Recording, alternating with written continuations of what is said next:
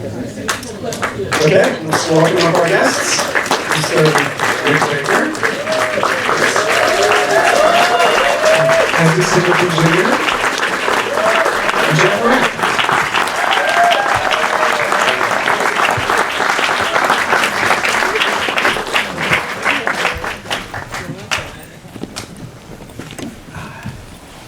Hey. Thank you all so much for being with us. What a shitty ending, huh? I mean, when you look at the original Planet of the Apes and had that great ending, I mean, we didn't know what the ending was when we were making the movie. Right. It makes no sense whatsoever. It's top secret. It was Lincoln. That ending has not fared well with the fans, unfortunately. What I do have to say is this has got to be one of the most exquisitely crafted films for its visual style. It's the makeup is unbelievable. The production is exquisite. I'd really like to, I guess, start with what conversations Tim had with you about the way in which these apes were going to appear, because it leaps and bounds. I mean, from anything I've seen, it's just incredible. Well, you know, the funny thing was, I just closed up my studio. I had a crew that I had kept on for like some of them 20 years, and I had finished How the Grinch Stole Christmas, and my mother died during the process of that film, and I decided I was going to take some time off and reevaluate my life, and I got rid of my crew, and about 2 weeks after that, Tim Burton calls up and says, we're doing a remake of Planet of the Apes, and I'd really like you to do it. And I was like, oh shit, I gotta do Planet of the Apes, you know. And so he came out and we talked in my shop, and he said to me, you know, it isn't the script that we know and love. You know, it's a different Planet of the Apes. You know, I won't even show you the script now because we're working on it. Apparently they didn't work on it enough. But you know, I just said, you know, I personally, you know, because I worked with Tim before. I met Tim when he was right out of Cal Arts, and Tim and Rick Heinrichs both. And I said, you know, I would love to do this, but I don't want to do Tim Burton apes. You know, I said I would only be interested if they were like realistic. I said I don't want it to be kind of a Beetlejuice ape, you know, and I don't want it, you know, dark circles around the eyes. And I said, if that's the way you want to go, I don't want to do this, you know. And he said, no, I want them to be realistic, you know. So, and he pretty much left me alone. You know, I said I want to have a design period. You know, he told me, you know, well, we're going to start filming in 4 months. And I was going, 4 months? You know, and they wanted 500 apes. And I said, that's like, you know, that would have been really hard if I had my crew. And I said, well, my crew's just dispersed everywhere, you know. But I was actually approached originally about a Planet of the Apes remake about 7 years before that. It was one that Oliver Stone was going to be involved with, and Arnold Schwarzenegger was going to be in it. And I had a producer that called me up and said, you know, we want to do Planet of the Apes remake. And I thought, you know, what is Planet of the Apes this many years later? You know, and I thought about it, and you know, I thought, well, should we do animatronics? What should we do? And I said, you know, the charm of Planet of the Apes was actors and makeups, and I said it has to be actors and makeups, and I wanted to improve upon what John Chambers did, and even as a kid when I saw the film, I thought it was great, but it's like, you know, it would really be nice if they could show their teeth, you know, because there was like this kind of, you know. So I did a test on myself. I thought, well, you know, I think what I can do is make a giant set of dentures and make an appliance that's very thin, let the dentures push out your mouth into like the muzzle, the ape-like muzzle. So I did a test on myself in a couple of days and filmed it, videotaped it, I should say, and I was pretty excited by it, the possibilities, and I made myself up, and I could talk with these teeth with some practice, and then all of a sudden the people that were going to do the original with the Planet of the Apes thing, you know, wouldn't even take my calls, and it turned out that Arnold, since Arnold was friends with Stan Winston, he goes, you know, I want my buddy Stan to do the show, and so they weren't taking my calls anymore. And then apparently saying I got $1 million to do a test. That was pretty cool. I saw it many years later, and but yeah, it was a fun job for me. Being an ape fanatic before Planet of the Apes came out, I was wanted to make an ape suit and fool people with it, and then I saw Planet of the Apes. I thought that was so cool. So it was a job I just couldn't turn down. Yeah. What I appreciate with the way that Tim approached this was actually to ascribe to the apes more of their characteristics in the real world, in that the chimpanzees are sort of scary and erratic, and the gorillas are sort of more of the sort of calm, gentle giant, and orangutans I think he describes them as perverse. But particularly, it's the one iteration of this franchise where the chimps are terrifying, and I wonder how much that besides the physicality of the actor and the costume and what they do, how much of that was instructive in terms of how you were going to design Fade's makeup and the other chimps. Well, I think what really made Fade terrifying was Tim Roth. Tim was great. And the funny thing is, when I did the makeup on myself many years before, I thought it worked really well, except for the fact that I have a big nose, and especially with a bridge of a nose like this, because apes have very flat faces. So I said to Tim, I showed him the makeup test on myself, and we also did another test of an orangutan on somebody in my shop that had a much better face. And I actually said, when you cast actors, try to get people without a nose like mine. And I actually gave them a live cast, a vacuum form of my live cast. I go, this is what you don't want, and then I gave them a cast of somebody with a very flat face, and go, this is what you do want. And you got Tim Roth. And then we got Tim Roth, yeah, and I went, he's got a bigger nose than me, but he's, I said, I think Tim's going to bring something to it, and I go, yeah, I think Tim's a great actor, and he brought great stuff to it, so we dealt with the nose, but really, the performance is what made it terrifying. It wasn't so much the makeup, because again, another big problem was the females, because Tim was in love with Zira from the original Planet of the Apes. He had a crush on Zira, and he says, well, the female has to be attractive. And I used to be such an ape purist when I was young and wanted to build the ultimate gorilla suit, and I would be so pissed off when someone would call an ape a monkey, and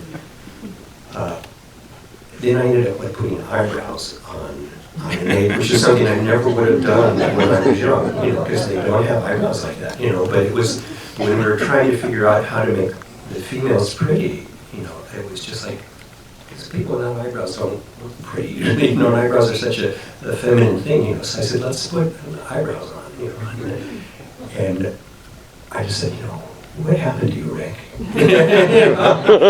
The old Rick Baker that I knew never would have done that. I love the hairdo on the one woman. It looks like she's from Beverly Hills. It's a really fine line you walk there between, it's sort of like a sexier chimp, but it can't be too human, because then it really does sort of blur too many lines. Well, since Isaac is here, let's talk a little bit about the process of working with actors to create the makeup for individuals, and then also for a larger group. One of the things that we saw in the original sequels was that, unfortunately for the crowd shots, when they ran out of cash, the masks, look like masks. There's not. Yeah. Well, even in the original Planet of the Apes, they handled it a lot better, the background masks. But that was something again I noticed as a kid. It's like this one they did one sculpture for a chimp, one sculpture for an orangutan, one sculpture for a gorilla, and all the background masks were the same. So we did. I like to make individual characters, and I was quite proud of the fact that. I made a lot of individual characters in this movie. You can tell one from the other; they're all the same. And I wanted to do the same with the background masks. So we had, like hundreds of masks, and each individually sculpted, and each one with hair individually punched into each hair. Because I knew from my experience, from watching the original, Planet Apes movies, that you'll see these background masks. In my other experience in films, the plan is you're supposed to be way in the background, and then you see the dailies, and one of the extras runs up and gets real close to the front of the camera. So I want these background masks to be able to be seen in close up and look individual, and so we made a whole bunch of stuff. And I don't know how we made what we made in the time that we had, because like I said, we had 500 apes. Every day that one of these apes works is a new set of appliances. So we have stacks and stacks and stacks of appliances in hands, and all the hairs are individually tied, and all the dentures.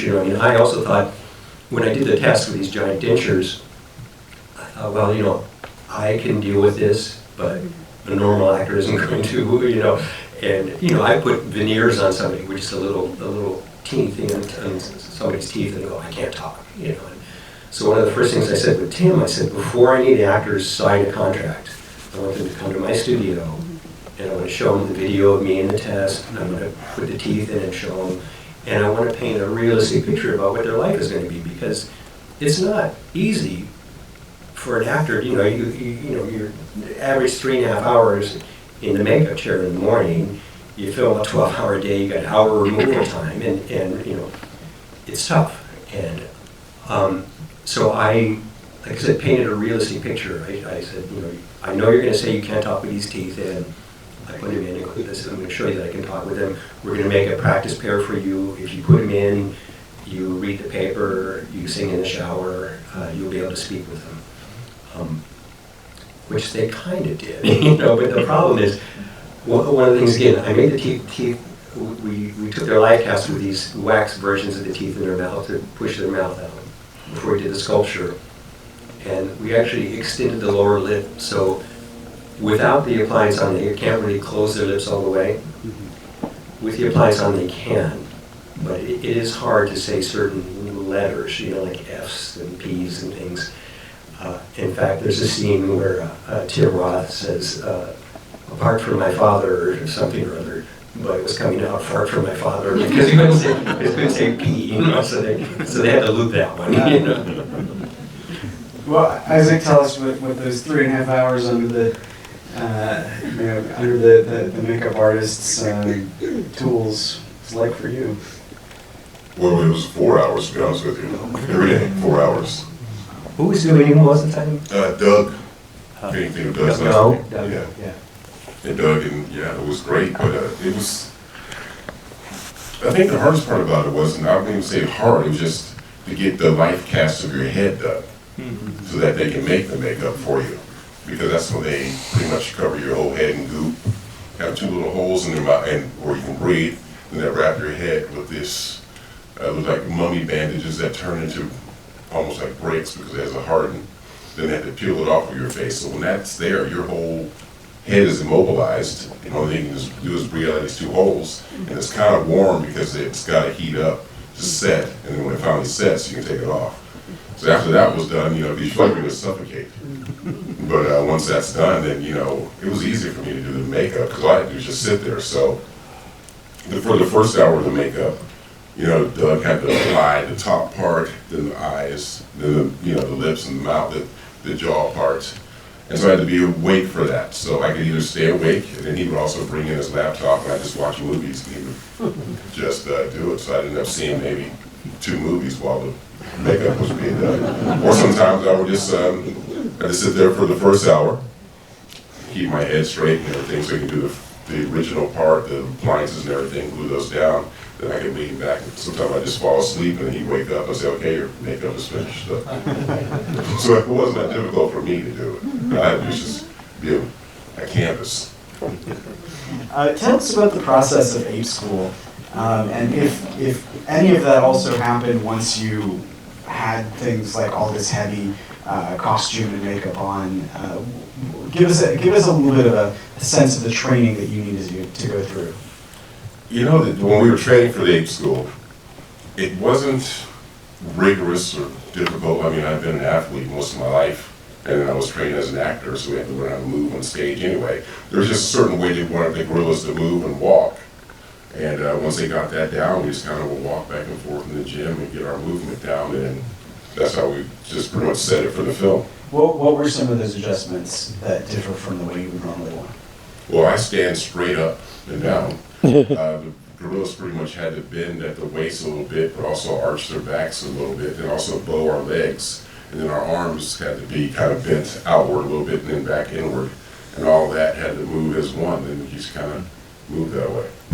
But I think Tim was also wanted the apes when they ran to actually run with all four. Quadruped, yeah. Which is again funny for me because I used to fight for that when I did gorilla suit stuff, because the number of the movies I did as a gorilla, they wanted a Hollywood version of a gorilla, and it's like a biped, gorilla, and I go, no, they walk on all fours, and I wanted, did these arm extensions so you could walk quadruped and look right, I personally was against the quadruped stuff in this because these are like more humanized apes, they've got long legs and short arms, and so when they're running quadruped, their head is kind of down on the ground and their ass is up in the air, and they had these big helmets on, which I just thought this, to me, it didn't work.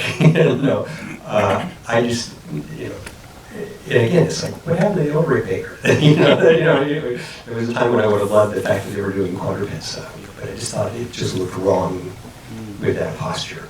The only time it looked really good, and I remember them coming back and telling me about it, was when they had those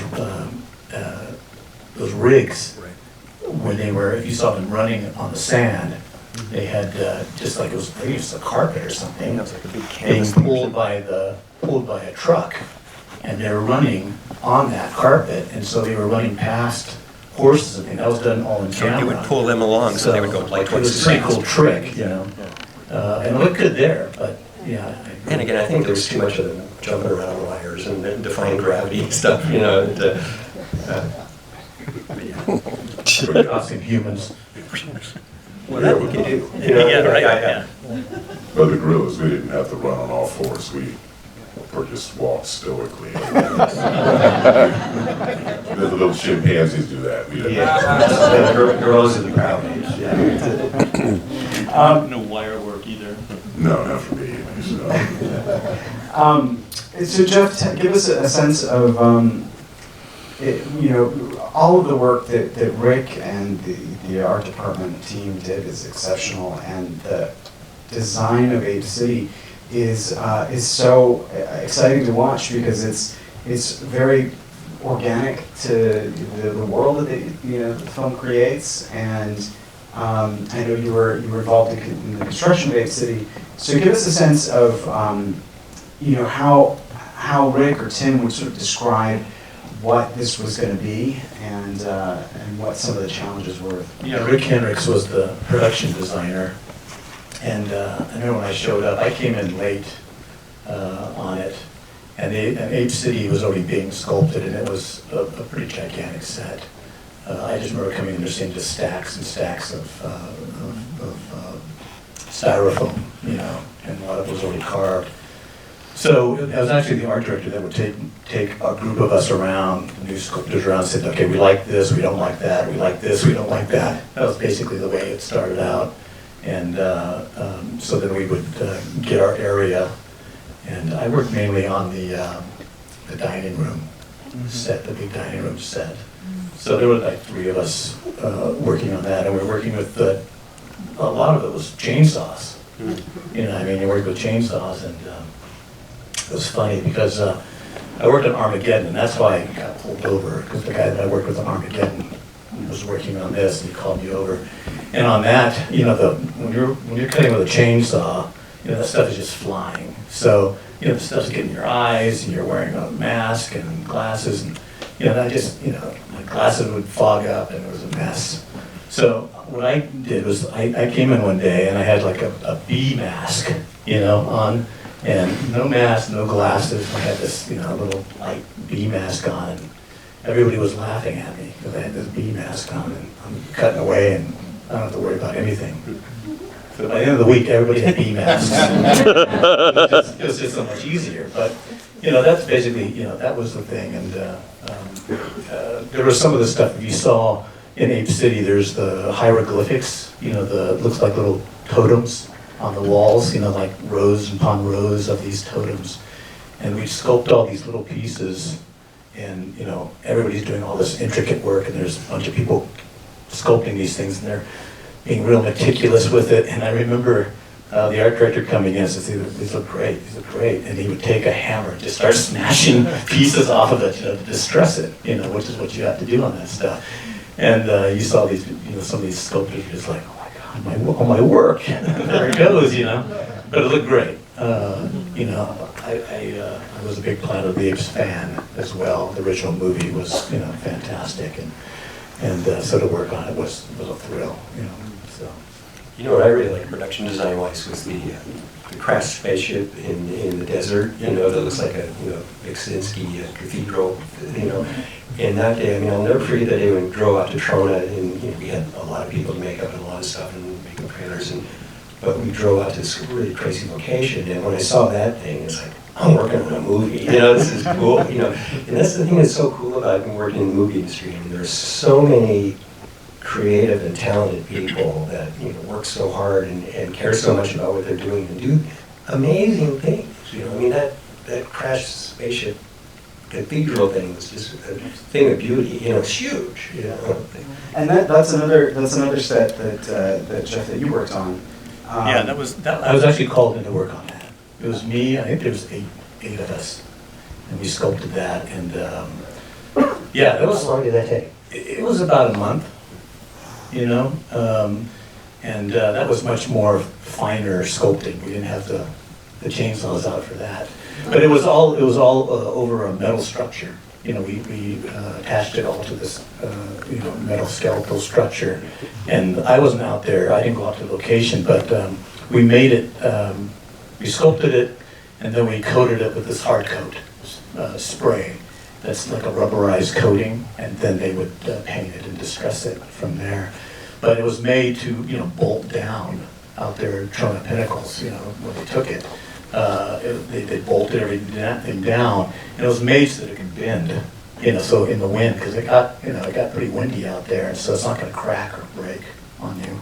But yeah, that was what I actually came in for, and it was fun. It was fun to work on that thing, to see it all come together. We were doing it in pieces, and what what Rick Hendricks used as the inspiration was Antonio Gaudi's the church, that's near Barcelona. That was the inspiration for the look of that piece. If you look at it, you'll see that in those spire pieces that were, some of them were 60 feet, 60, 70 feet long. Where did you sculpt it? Were you at MGM or Sony? It was at a 20th Century Fox warehouse that was downtown. It was just this big warehouse, and what was cool was that when we were there, other people were working on other elements, and the design of this picture is really incredible. I didn't know what the story was like, but it's did. Yeah. But looking at the they had the scarecrows were there, and I was like, wow, this is great. I'm finally going to be on a cool film, a Tim Burton film. But anyway. Yeah. That was another big thing when we were in Utah, Lake Powell, where we filmed that stuff, which they filmed the original Planet Apes, which I was excited about. But it turns out that it was, Lake Powell was new when they did the original Planet Apes.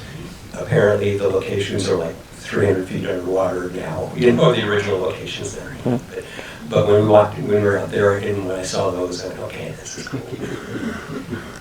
Tell us about your time working with Charlton Heston, because obviously that's maybe one of the biggest treats of this film, and I'm curious to know what he felt like undergoing the makeup process that he saw, Kim and Roddy go through.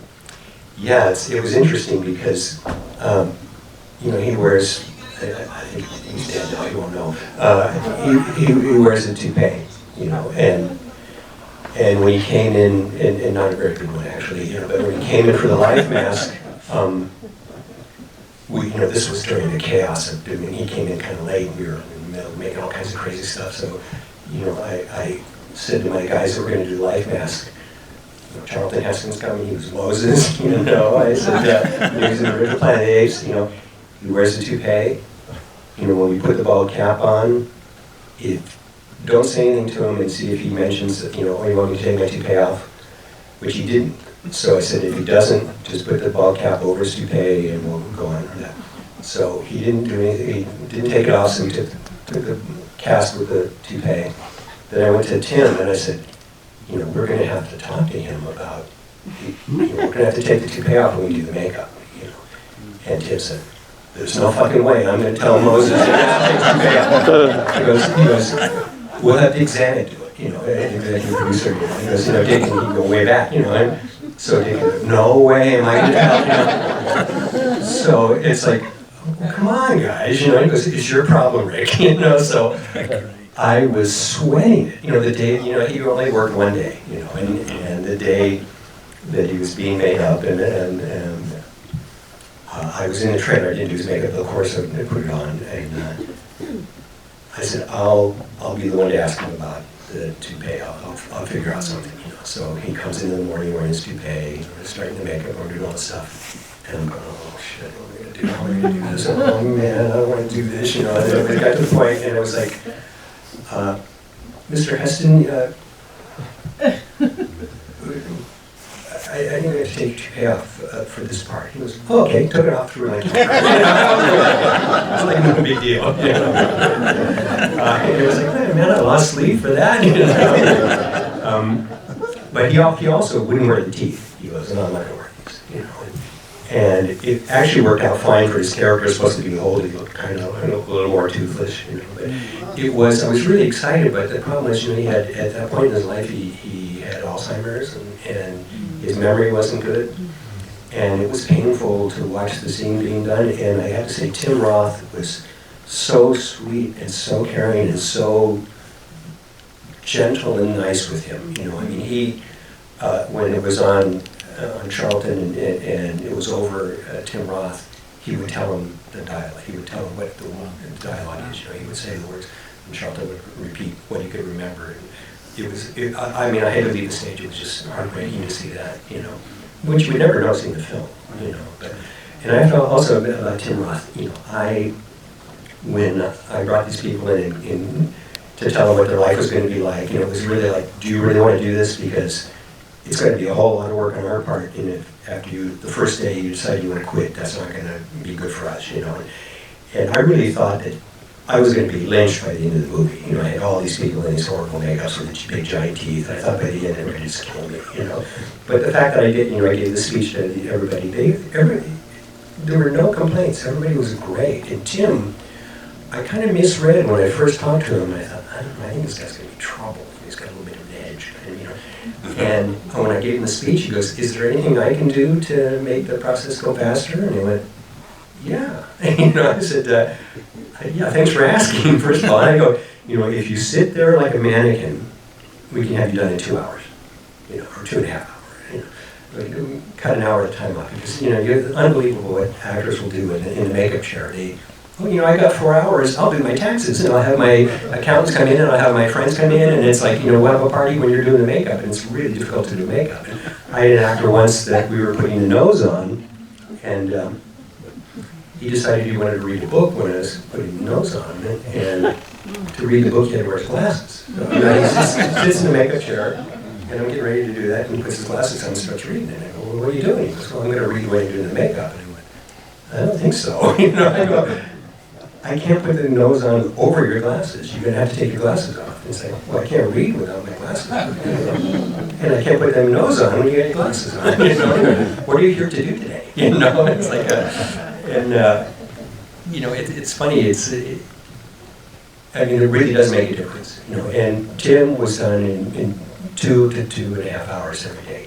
Helena, on the other hand, was like 4.5 to 5. But that, again, was a very difficult makeup on Helena, because the smoother and prettier, you know, it's very tough. And Tony G, who did that, her makeup was great, you know. But Helena, who I dearly love, you know, is a little bit of a moving target when you're trying to make her up. You know? And a funny story about Helena, you know, because the glue that we glue the hair on, all the hair on Helena especially is all hand laid. It's all loose hair that you glue on every day and trim and dress.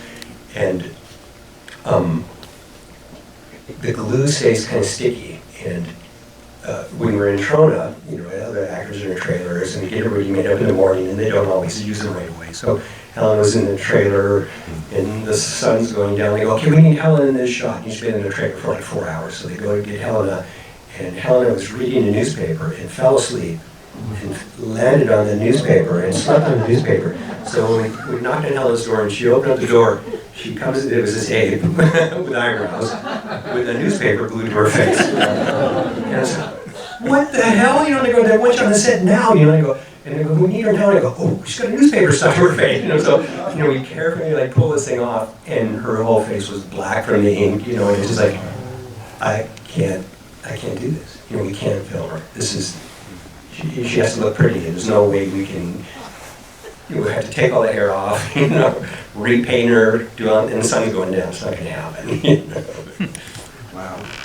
Isaac, how do you respond to this issue of misbehaving? Isaac was ready. Yeah, I guess all I had to do was just sit there. Well, I was still the first time, like I said, and then he said, "Oh, you lay back, go to sleep if you want to, or I got a movie." I said, "Okay, let's go find a movie." I usually watch the movies. I caught up on a lot of movies. I mean, I was there for 6 months at least. And then after the movie was over, they flew me to New York. I was on the Today Show or Good Morning America, one of the two. They just go promote the film. That was fun. One of the funny things about that is, you know, I had to wake up early in the morning because, you know, the Today Show starts way early in the morning. So they had me, the 4-hour makeup was done, and now they put me in the back of this SUV that was blacked out. The windows were blacked out. So we'd stop at the light, and I'd just kind of roll the window down. And these two guys in the delivery truck go, "God, there's a gorilla in there." He's like, and this boy's like, yeah, whatever you say. So eventually I pulled the window down and let the other guy see me, but I pulled up to a corner, and there's people standing there in the fruit stand and everything. And I said, "I've heard of a concrete jungle, but this is ridiculous." And I rolled them back up, and everybody was laughing. It was just a lot of fun. It was a good time. Then I got to go to Mexico City and walk through a mall. And they stopped the movie before it started and walked in, and you know, there's a crowd of people watching the movie or getting ready to watch the film, and it was a lot of fun. You know, I mean, it was fun when Rick and Tim went down the line of a bunch of guys, and they put me on the line. I said, "Yay." But I wanted to be one of the actors, and they didn't really, like you said, they didn't have a script yet. They wanted me, I was going to be physical actors, all my buddies that were stunt guys. Like, "Hey, get on the movie and make some money as a stunt guy." I said, "Okay, what the heck." But I kept wanting to be the act. I wanted to act in the movie, and I kept going to my agent. They kept saying, "Well, they don't have a script yet." I said, "Okay, well, when they have a script, please give me an audition." And that's why I was happy, because I finally got to actually act in it. I did 4 characters. I was going to say you were about 4 or 5 apes in that, Yeah. Yeah, Isaac and another, one of the guys, Kevin Greed, is who we did this casting call. I said I wanted to be involved in the casting. It was at LA Center Studios, and it's like, yeah, him and him, you know, and because of the voices, you know, they get these great voices. I said, "No, that'd be great." You know? What, my voice is nice, what? Did you experience any makeup malfunctions? You know what? It's not that, sorry, not the makeup's fault.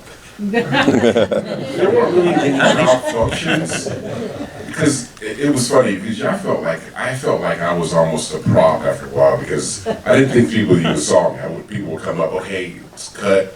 They run over, put a little on my lip, hug me and everything like that. And then after a while, it wasn't even like you were human anymore. People just look at you like this constantly. Wow, that's you. I think that's one of the things I said to him in the beginning too. I said, you know, during the course of the film, I'm going to be looking at you like you're an object, and if you're talking to me, I'm probably going to be looking at the corner of your mouth, and then walk up and push it because it's coming up. You know? So, you know. But I got to tell you, when he's talking about doing the thing in the car, when the original Planet of the Apes came out, you know, I was still in high school, but I'd been doing makeup since I was 10, you know, so, and I had already done full over appliances, so I didn't have a car, but I had a friend that had a car, and I said, "Let's go to the drive-in and see Planet of the Apes, and I'm going to go in makeup." And I had a costume like one of the gorillas that my mom made for me, you know, the leather kind of thing. So I actually got in the trunk of my friend's car when we went to the drive-in and drove to the drive-in. And then when the movie started, I got out of the trunk and I just ran around through the whole drive-in and like was pounding on windows and stuff. You know? So, someone was explaining to me that the process, the mechanics of the prosthetics is not too dissimilar from the ways in which the prosthetics were put together for the first, for the John Chambers films. But obviously, this is a very, very advanced design. So, can you explain a little bit about your process of sort of developing the advances to get the makeup to be that much more realistic? Yeah, I mean, the funny thing is, it's the same materials basically, and they could have done the same thing that I did in the original Planet of the Apes. There was nothing, it wasn't that we used new modern materials, maybe more so in the mold department than anything else. But I had the advantage of having seen all the Planet of the Apes movies and looking at it with my critical eye and saying, if I did this, I would do this way, kind of a thing, And so I got my chance to kind of put that together, So it really is the same thing. I mean, they took life casts, basically with the same material, using the alginate of the people in the original Planet of the Apes. Same thing, they used foam rubber. I just, again, I was critiquing what I was seeing as a kid, and just locked that away and just thought, when I had my opportunity to do it, I just did a different version. And I also, like I said, I was an ape crazy kid, and I was fascinated by the animals, and it was something I really wanted to make a realistic gorilla suit. And that's when I played King Kong, the Dino De Laurentiis King Kong. It was done in '75, and it was, I was embarrassed by it because it wasn't what I wanted it to be, And I thought that was going to be... The ape was good. It was great. But still, I wanted quadruped, I wanted, and I thought, how many times am I going to get a chance to do an ape suit in a big movie? Well, it turned out I had a lot of chances, So when I did Gorillas in the Mist and my ape suits were intercut with the real animals and nobody knew, I thought, okay, I'm done with apes. And then I did Planet of the Apes, and then I did Mighty Joe Young, but then I was done with apes. You did Greystoke too, didn't you? Well, that was way before. That was in the early '80s, yeah. Well, so one of the things I picked up on Tim's process is that he really prefers practical effects and really to have things built and made as opposed to over-relying on digital effects, which inevitably in a film of this scale, there's going to be some stuff in there that you can't avoid. And so, Jeff, maybe if you could talk a little bit about these sets, like what's the scale of things? Were there models and miniatures? What sort of trickery were we not picking up on because of the fact that it was physical objects being photographed? What are some of the tricks there? Well, I mean, I wasn't working on the miniatures. I have worked on miniatures before, but I didn't work any of the miniatures on this. I worked on all the full-size sets. But I had worked on miniatures, and so like watching the movie again today, you can see like the Ape City set from the long shot, that one when they're riding out of it, and that looks like a nicely built large miniature with lights in it and that type of thing. So, it's just like all films, it's a mixture of the full scale stuff, the miniature stuff, and backings and paintings, or digital paintings now. So it's always a mixture of those things. Nowadays with all the motion capture and whatnot, you can have nothing and just stacks of things that they're climbing on, and then just build it all around it. But at that time, you want to have the real thing for them to move around in. And Tim liked to have the real thing too. He liked people working in the real environments as much as possible. Like I said, the Ape City set, the interior of the Ape City set was vast. I mean, it was gigantic. I mean, we walked around there. It was like almost three stories tall. That stuff. We were up on scaffolding, working on some of that stuff. So. I was in that scene, by the way. The Ape City scene when they first come in. At that time in my life, my hair wasn't totally white. I had white streaks, so actually on the side. So my ape has these white streaks, but I'm like smoking a hookah in the scene. They go by. Are you next to the guy with the playing the sitar? Yeah. I'm curious if any of you have any favorite memories of working with Michael Clark Duncan. He's so great in this film. Yeah, I worked with him in Scorpion King and this movie. Yeah, he was a really cool individual, nice to talk to. And still, to this day, I walk down the street, people are like, you know who you look like? I say, I look like the actor Isaac Singleton Jr. And they say, who? Yeah. I did Gary Busey, so you're Yeah. I get Brad Pitt all the time. It's so weird, you know. No, I was actually really excited. I mean, you know, because I thought he'd make a great, and he's one of the ones that I personally sculpted. But you know, the one that I got really excited about, and who I really love in this movie, is Paul Giamatti. You know? I mean, everybody talks about Tim Roth, who was great, but Paul was really great, I think, too. And one of the things we would do back in the day too, when the actor comes out for the live cast, we'll take a series of photos of them, front, side, all around, making expressions. So we can, when we get the live cast, we make sure it looks right, and a lot of times we'll have to, carve the nostrils and do things in it. And the expression pictures we usually do are just to see where the person faces, folds, and does stuff.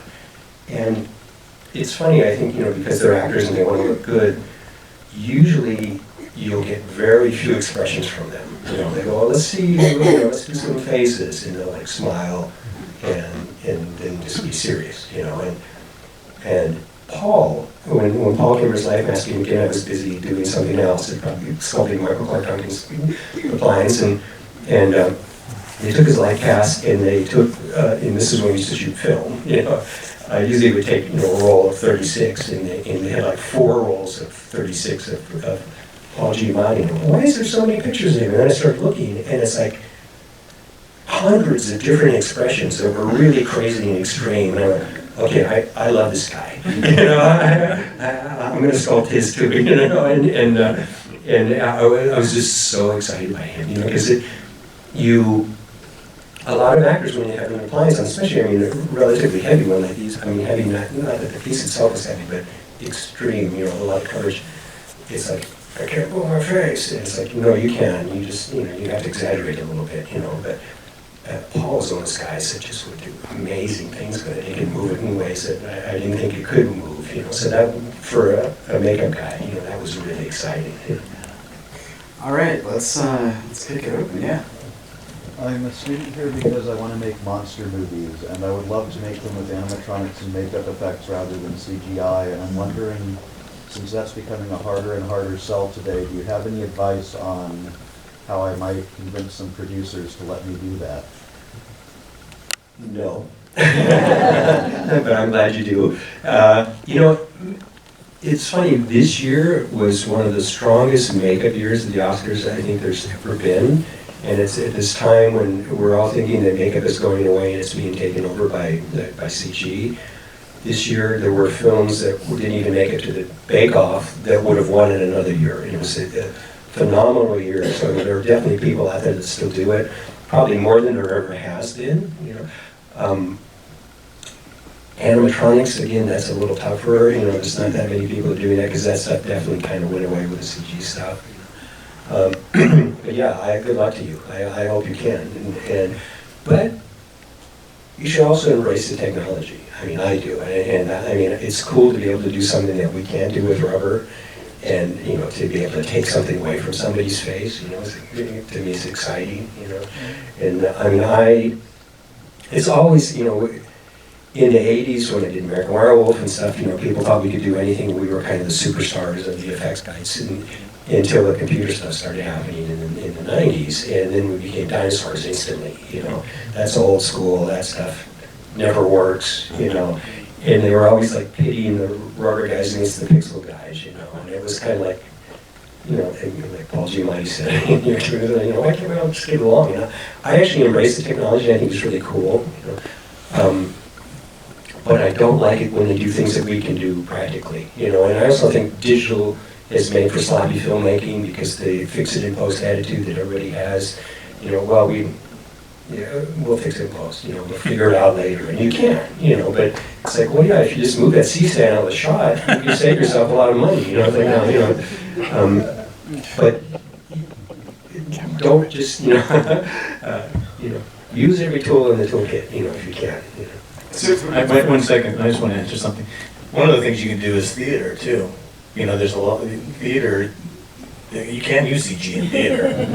So, you know, I do a lot of theater and that's one of the cool things to do is like, you know, to do effects in theater because, you know, people are saying, well, how did you do that? You know, because the awe factor kind of left. When we were growing up, I mean, you know, that awe factor of like, how did they do that? You know, Harryhausen and all these great things that were happening, you know, and then when CG came along, the thing that bothers me is that, you know, people would just say, oh, it's CG, you know, and even if it is just CG, it's amazing what they're doing, you know, but it's not always CG. It's a mixture of things, and it just kind of, people just kind of don't get wowed by things anymore. So that's a possibility is to, you know, do theater. There's other ways to do it. We actually, you know, Halloween's a big thing in my family. You know, my kids, since they were born, one of my daughters is here. You know, they got put in makeup right away on Halloween, whether they wanted to or not. You know, but this year we actually did we give out candy in makeup, and I'll work for 3 months preparing for Halloween. But I wanted to give kids, you know, they're always fascinated by the makeups, but I wanted to have like a makeup effects experience because you can't, you know, they don't see these things in real life normally. You know, so we did this year. The theme was The Strain, which is a Guillermo del Toro TV thing. You know, but I saw that. I went by. I saw. Oh, did you see the show? Yeah, I did. Yeah. You know, so they do these big CG tongues that bite people. I thought I think I could make something that could start that a practical thing.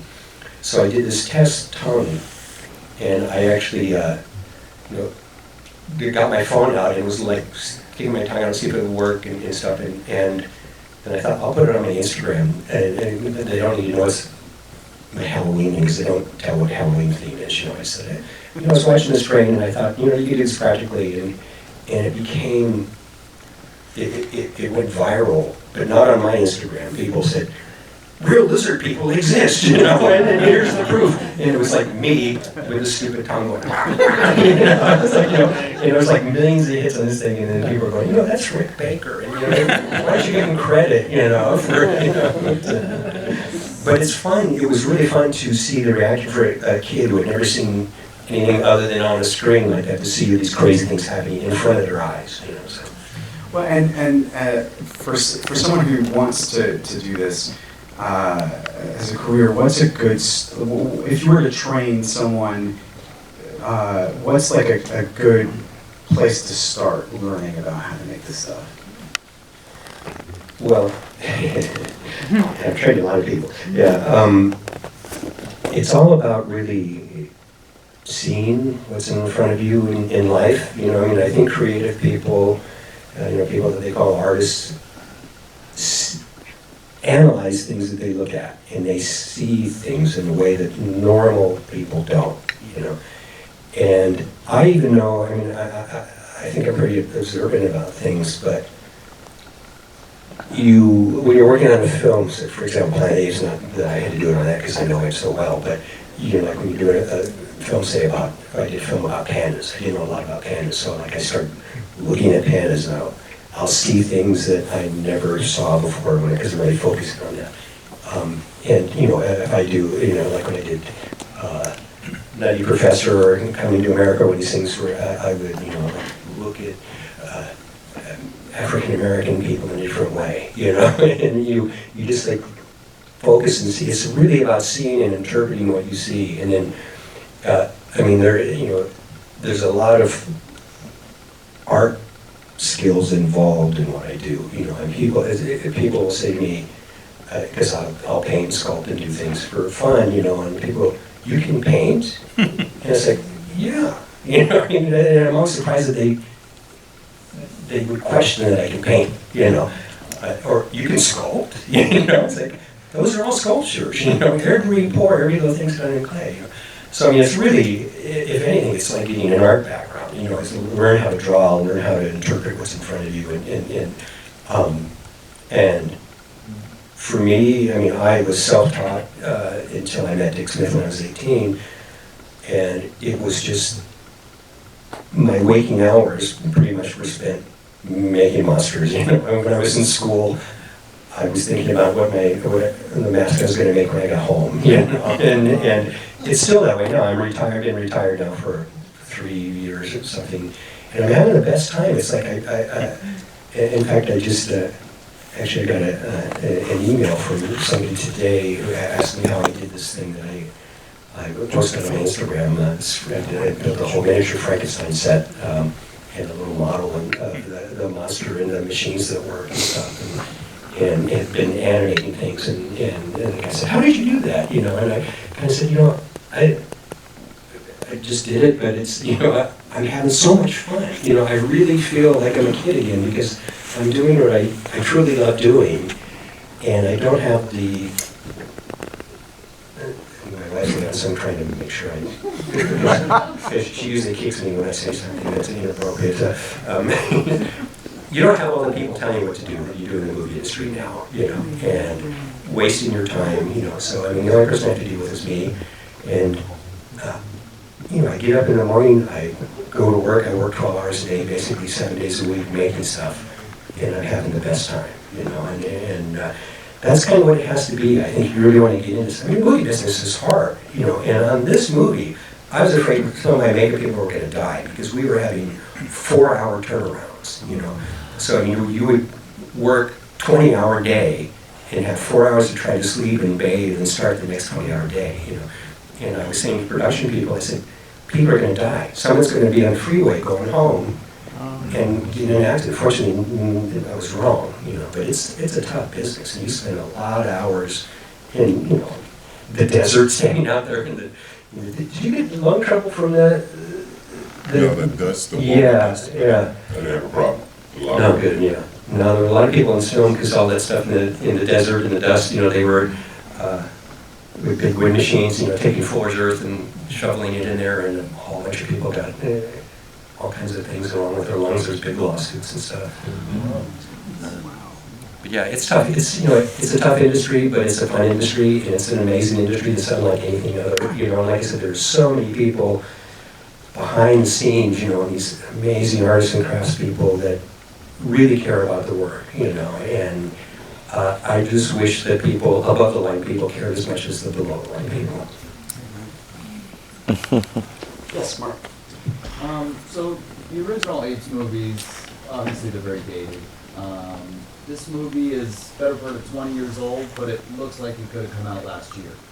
So I'm curious, if you were to make another movie like this now, entirely practical, what, if anything, would be different in terms of your process, what you're able to accomplish and whatnot? I would want to see a script first.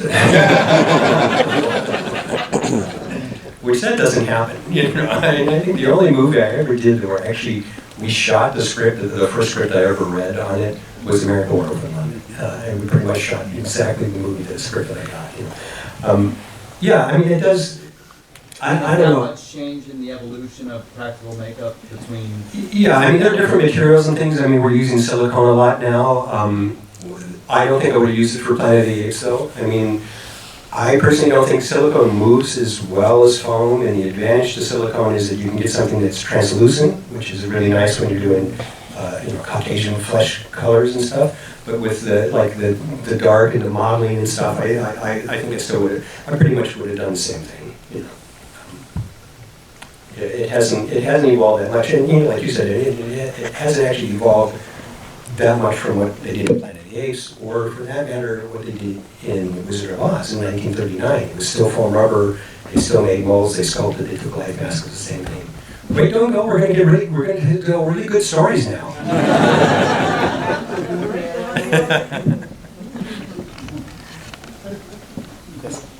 You're talking about embracing the technology. Has 3D printing gotten to the point yet where that is something you can use?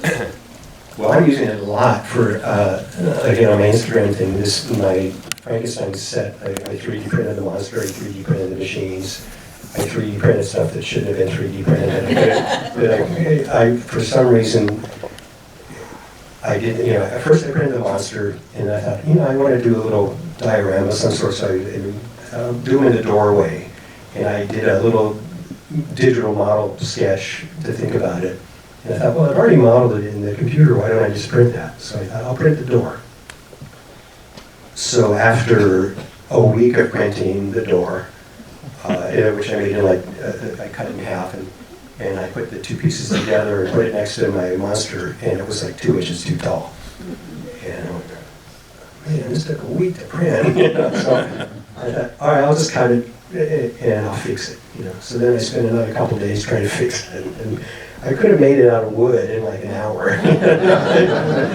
But the fact that, all these machines that I made, all this stuff, I'm not really good at cutting straight lines and doing things. So I love the printing stuff. I don't know that it would ever totally replace sculpting appliances with clay, because of the tolerances are so tight. When you have to make the mold and get the edge to get an imperceivable edge, people have done digital molds and digital prints, and I actually, in fact, the tongue that I made for my daughter, after I did my test tongue for Halloween, I actually modeled digitally and made the mold digitally and actually cast the thing in that mold, because I thought if I need to resize it, I can easily do that. But it's definitely gonna get there, and it's great for things like robots and stuff. Legacy prints, all the Iron Man suit and all that stuff's all printed. And it's great for doing symmetrical hard edge things too. But yeah, it's an amazing technology. I'm having a blast with my printer. Yeah. Jeff, how about for you? Is 3D printing something that you work with?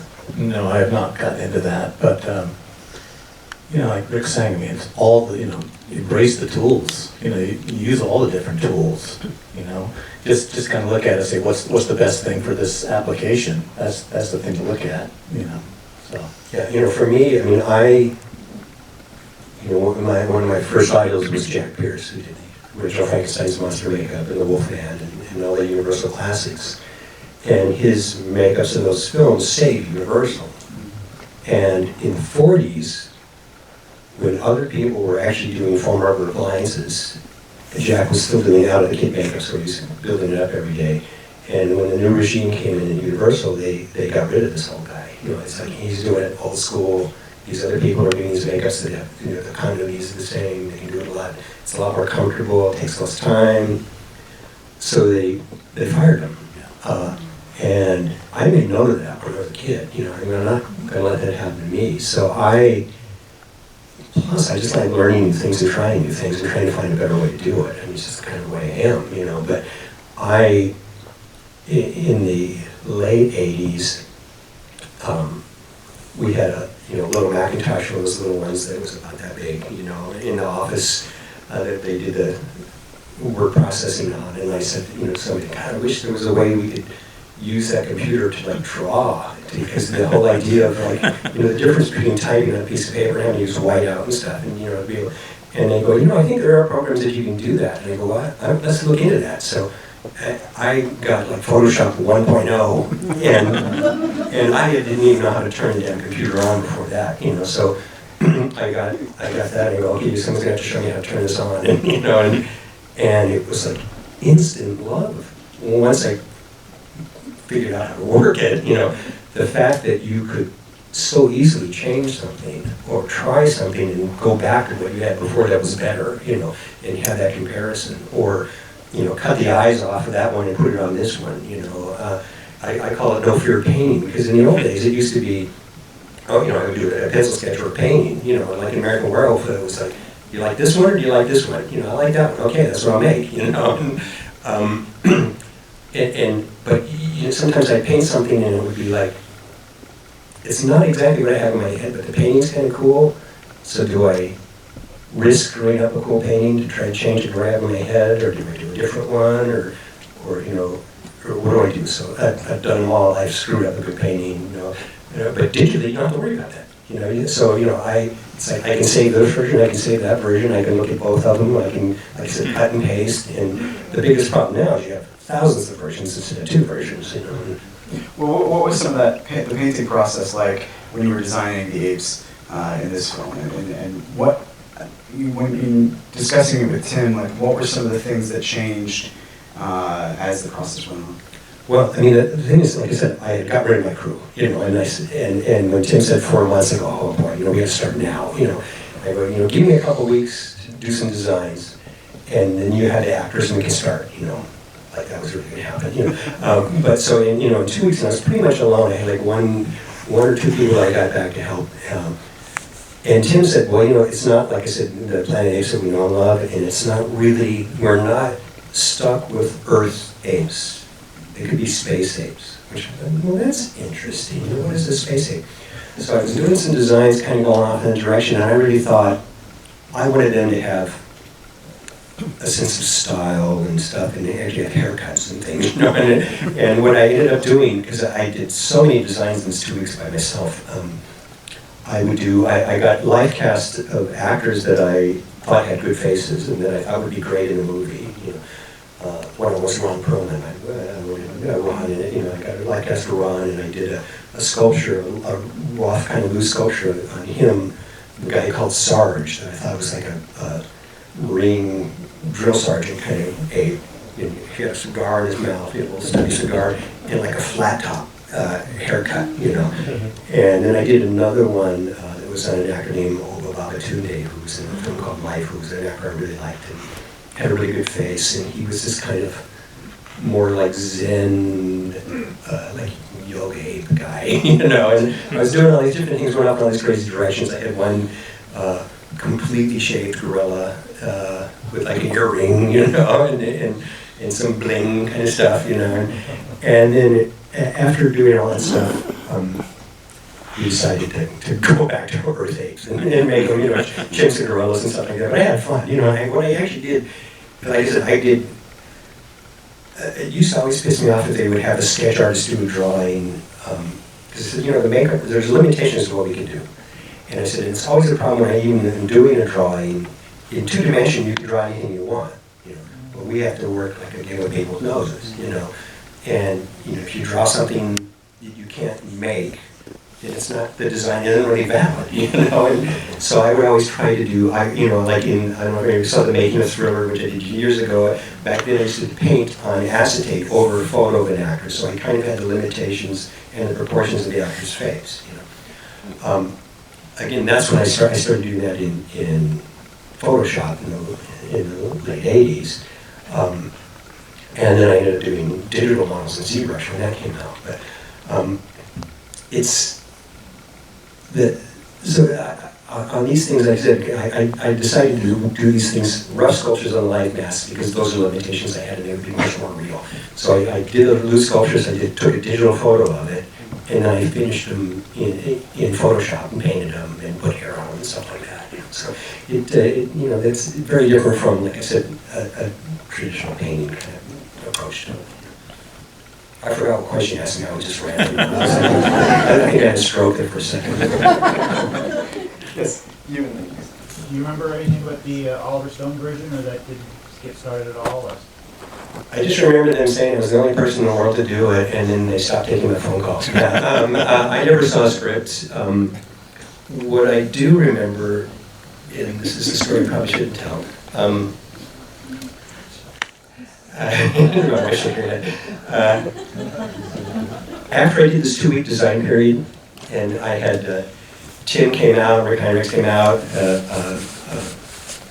producers came out to look at the stuff, and then the producer went to the head of Fox production and says, "You are not going to believe what Rick Baker has done in 2 weeks. This stuff is amazing." And they said, "Well, we can't make a deal with him. He asks for outrageous stuff." And so Big Zanuck said, they said, "You're asking for outrageous stuff." And he went, "No, this is what I've gotten for the last 10 years. This isn't my deal." And he goes, "Well, we'll let the lawyers deal with it." And I go, "No, I want to talk to the guy that doesn't want to pay me what I get."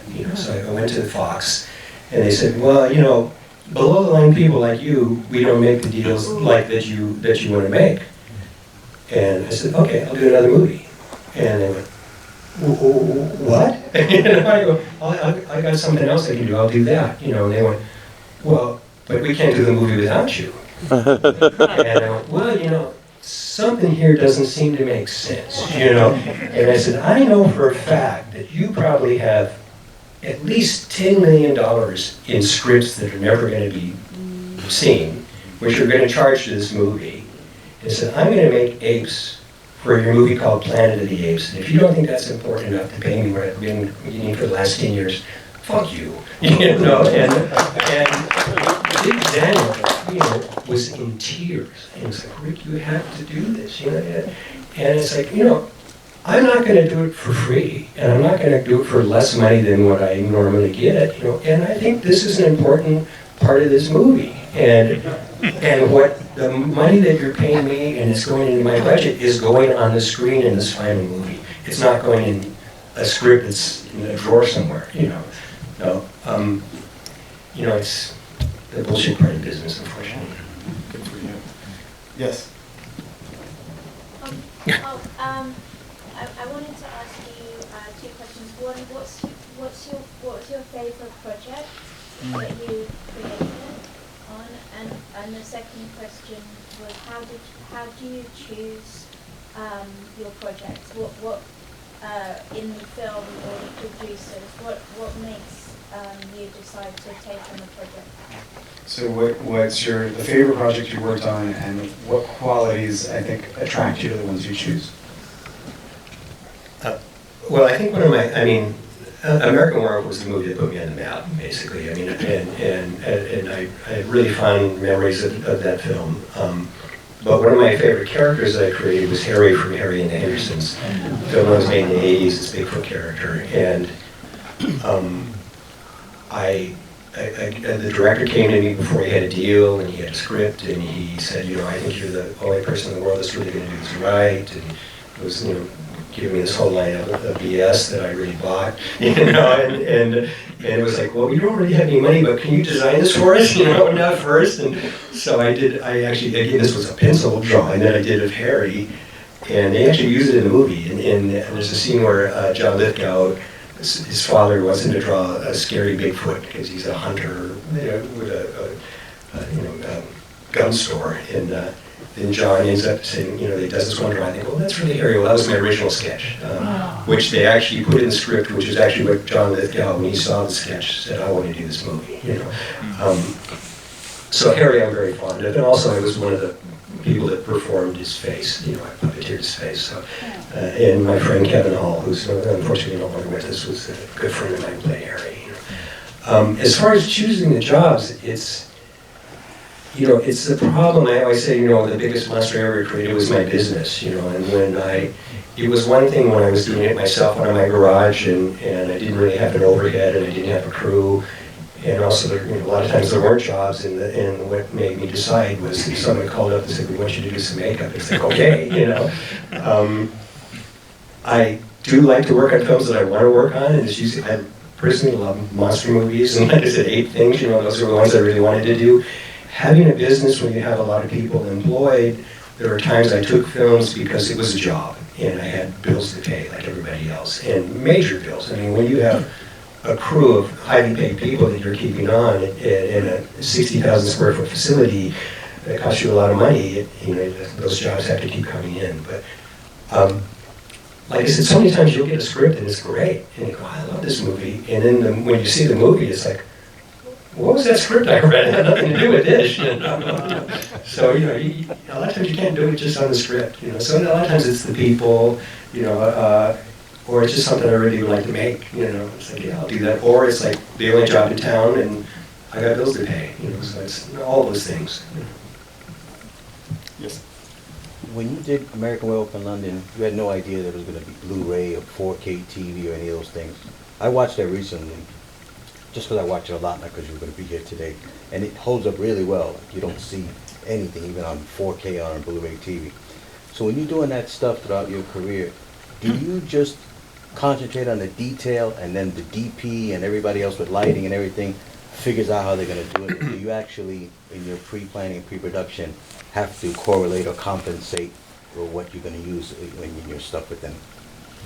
So he's saying that with the resolution becoming increasingly sophisticated, that American Werewolf still really, it still seems seamless. Yeah, what I was asking is, when you were doing that stuff, is a process that you just do it so detailed, and then the DP and director comes in and figure out how they're going to film it, or do you have to coordinate with them what colors, lighting, things you're going to have to do? Well, I mean, again, the stuff that I do comes from a place of love for the craft, you know, and I'm a big makeup geek fan guy, you know, and I want the work to look as good as it can possibly look. So I spent my career trying to make things as detailed, and I want it to look real in person, you know, because that's how I see it.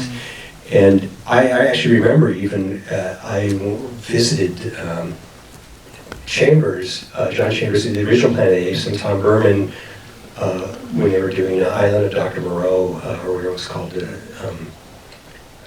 and I showed them some stuff, and they were saying, you know, Keith, you put too much detail in this stuff. You're never going to see that stuff on film, you know. And it's like, I see it, you know. I see it. I want it to look cooler in person, you know. So I mean, I spent my whole life, I don't think it's. I want to do a makeup that I don't have to tell the DP to put some diffusion on, or you know, put a shadow across this thing, you know. I want it to look good. Having said that, you know, what always happens is, after you know, the makeup looks the best when you first put it on. After 12 hours of filming, things kind of start to fall apart, and there's only so much you can fix it up. And that's when they always do the tightest close-up. You know, it's like, I'm sure there's a book somewhere, you know, that said, how to direct a movie, you know, do the tightest close-up last and fuck the makeup guy over, you know. But you know, you do what you can, you know, and that's one of the things I think is great now about the digital technology. You can, if there is something that isn't fixable, you can fix it. But you know, kind of what he's saying. I went to see one of the Hobbit films in the like 48 frames per second, and I felt like I could actually see where the wigs were attached. I mean, it's gotten so, the resolution's gotten so high that it's now starting to make the film look fake. Yeah. Well, and you can see powder on a person's face and stuff. I mean, that's tough. And again, I had a hard time with that 48 frames or whatever it was, 60 frames or whatever. It just looked too. I mean, because, you know, it's Peters, and I'm friends with Peters. I didn't say this to him, but he says, you know, it's old people that object to it. He was kids. They don't know. They didn't grow up in film like we did with Grain, and you know, so it's fine with them, you know. So. Okay, let's take two last ones. You and then you. The apes that you had sculpted were so much more severe than the original apes. Were there any Easter eggs that you had placed on any of the apes in the background, maybe that, okay, this is my Zera, this is my Cornelius, that's my Urko? Actually, no. I mean, I thought about it, no. But I just didn't want to do it. You know, I wanted to make them all the apes the way I wanted to make them. And I always felt like I didn't want the comparison in the movie, you know, because I do think our apes look pretty real, you know, and I thought what I liked about the Chambers makeups, you know, they were this hybrid, evolved kind of apes, you know, and with the little kind of button noses and stuff like that, because it's what the Planet of the Apes was, you know, they've evolved into their own thing. But we kept ours a little more Earth ape, you know. And again, being an ape fanatic, I just, I really love that. Kind of blanking on his name. What's the guy's name? It was the orangutan. No, I mean in my film, the one at the dinner table. No, the big cheap head or anything. He was in Nightmare Before Christmas, the mayor. Lynn Shaddix, yes, exactly. Who was great. Yeah, he was great in the film. Unfortunately, he's another one who passed. But this film, though, does have Easter eggs throughout. I mean, even just the casting of Linda Harrison in a role where she appropriately doesn't speak. Yeah. Do you guys know of any other things that really sort of were placed in there as a nod to the fans? For the production design? Doesn't look like it. I mean, not to the old film, but you'll see, you know, the trident, you know, is the Oberon, obviously, right? Mm-hmm. You know, that you see on the branding and the window, you know, of Charlton Heston's room, you know, so, yeah, that kind of stuff. Well, I mean, there's the dialogue, too. I mean, the cool stuff that, you know, Heston says and things like that. Yeah. Yes. Yeah. Well, I'm so lucky to the last question. Right here I have three of my friends from Cinema Makeup Studio from Southeast Asia. So it's on my honor to come here today. We're going to bring this artistic that we learned from Cinema Makeup School to go back to Asia. So my question is, we start sculpting today. What is the tip to make, especially around the eye? I cannot see the edge at all. What is the tip for you when you start sculpting to come to your configuration? How to make those really smooth around the eye area and the mouth to make the action move and it doesn't see wrinkle and everything.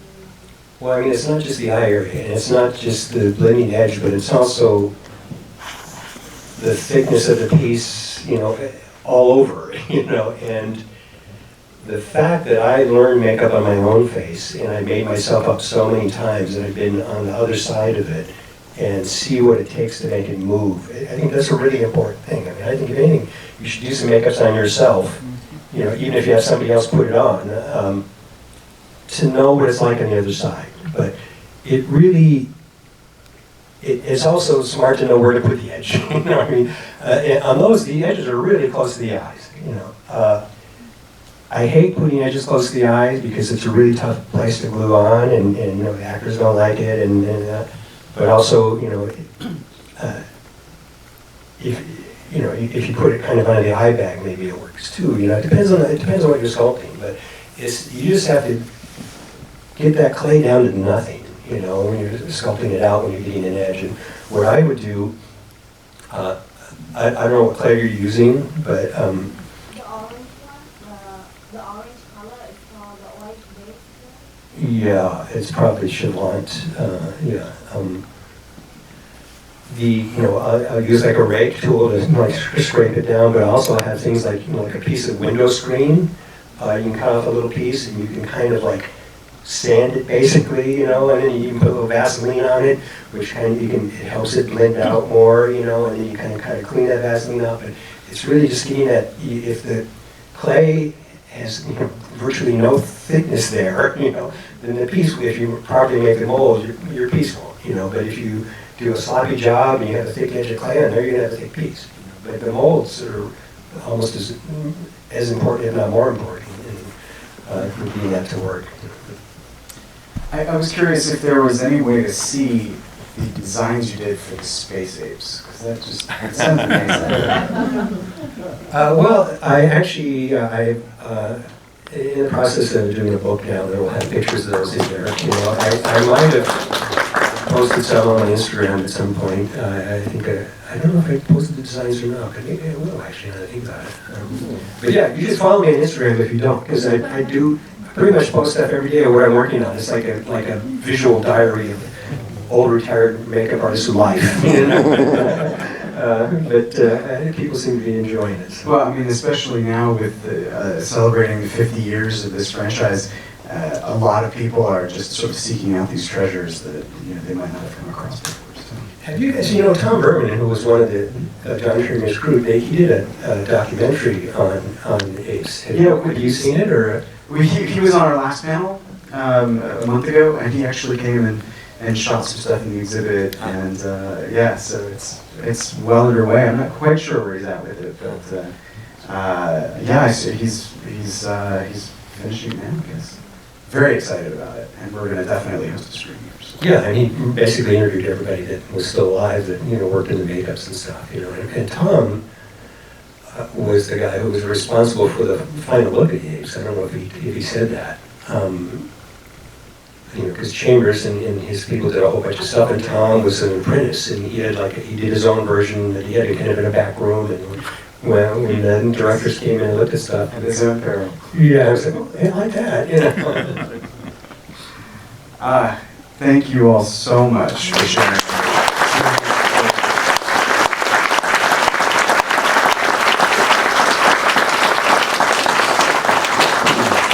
And I'll see you guys April 11th for Rise of the Planet Apes.